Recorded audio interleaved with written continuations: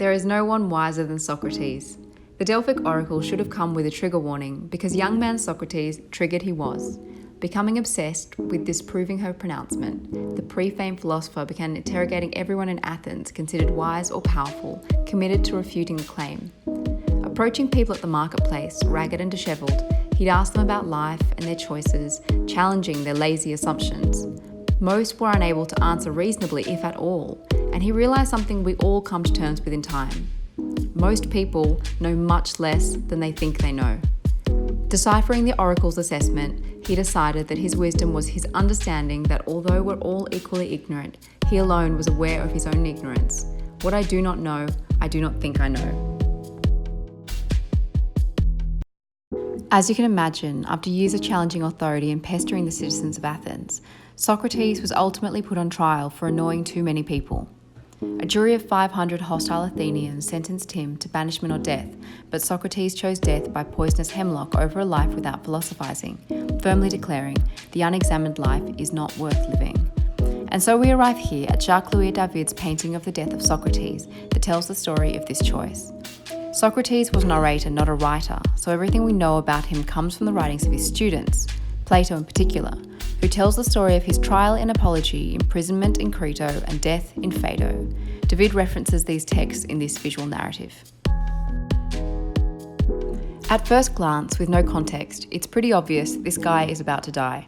We see the 7-year-old Socrates with an idealised, read ripped, body, strong, virile, youthful, like an ancient Greek statue, gesturing towards the heavens, upright and stoic, his outstretched hand accepting the poison being pushed towards him by a reluctant and remorseful executioner.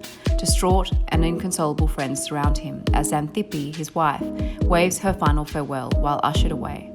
And if we weren't sure how David felt about Socrates, the number of vertical lines leading upwards can give us a pretty good sense that he's sending him to heaven.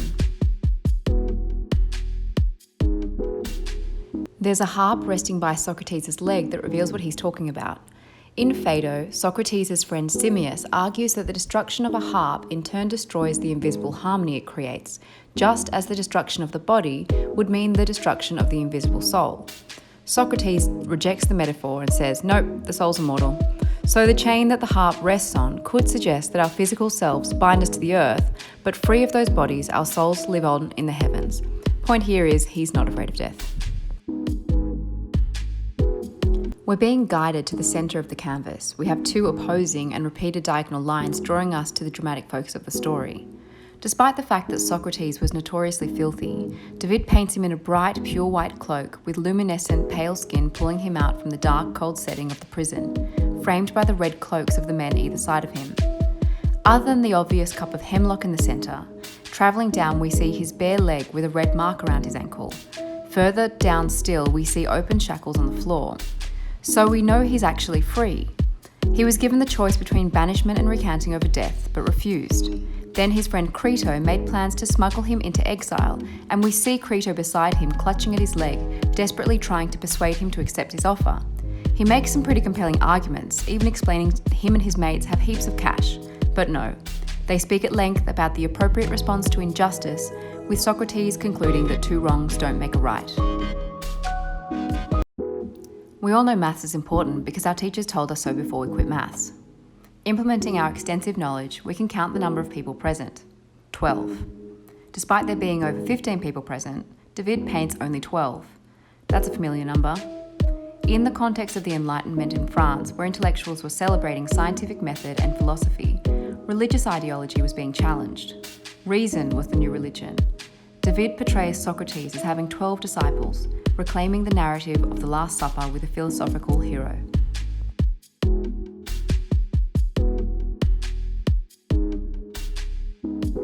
This neoclassical work was commissioned by the French Trudaine brothers, liberal-minded intellectuals calling for greater public participation in France's governing.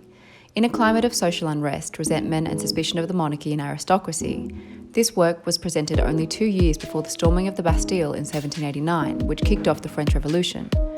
Highly moralistic, for the Trudaine brothers, the painting presents Socrates as a martyr who gives his life for his beliefs. One person courageously standing against the powers of the state, resisting unjust authority. But we're also looking at the result of democracy betrayed.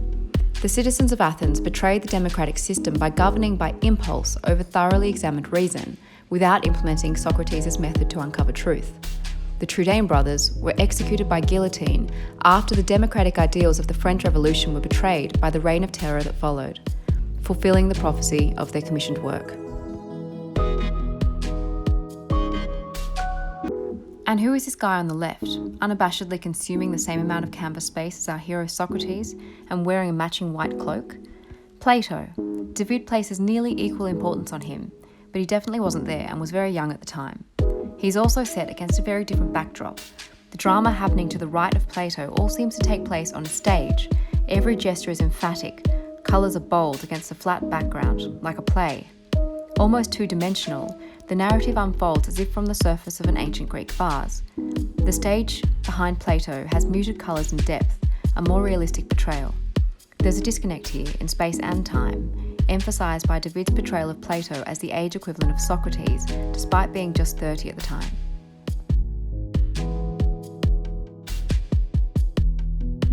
Plato is fully removed from the scene, body and face not just looking away but in the opposite direction of Socrates. Head down, eyes closed, hands held firmly in his lap, mouth covered by his cloak, legs crossed. He firmly holds his place, quietly, light falling on his head. His writing tools sit on the floor impatiently. There's life in them, with the pen tilted towards the undulating scroll. We know Socrates was an orator, so Plato's meditative stance with his ear exposed suggests he's listening. Plato's writings are what gives Socrates life. They are the primary influence of not only David's painting, but of all of our understanding of who he was and what his philosophies were. So much so that it's difficult to distinguish between the philosophies of each, another possible reason for their inaccurate visual likeness. With that, we can see this painting differently. The scene unfolds as a reflection from Plato. The Phaedo is being acted out from his mind. Notice a double sign-off by David? He places his initials boldly below Plato, identifying with the philosopher as the recorder of history, the one left with the responsibility to bring these ideas to life.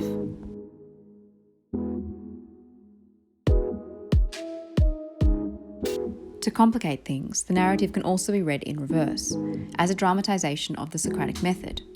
On the right, we see the expression of passion, of action based on feeling. Moving left, we see people thinking, guided by Socrates, examining their own beliefs.